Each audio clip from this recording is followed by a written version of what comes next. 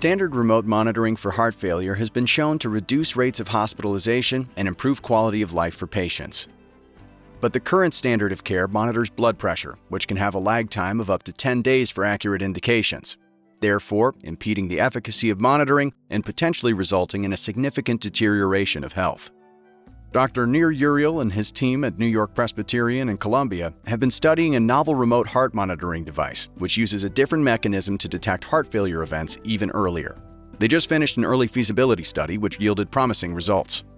The FIRE-1 device takes a different approach to remote monitoring.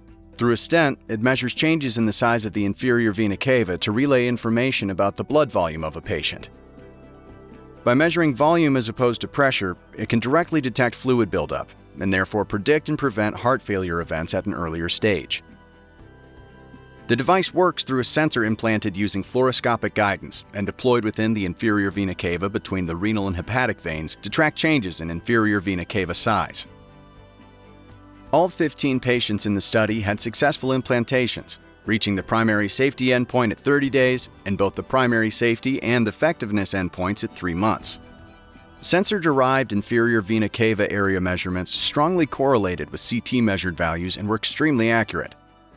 The success of this study is now paving the way for a larger randomized clinical trial. Not only is this improving prediction accuracy, but it's expanding the access and feasibility of remote monitoring for certain groups of patients with heart failure who may not have been candidates before.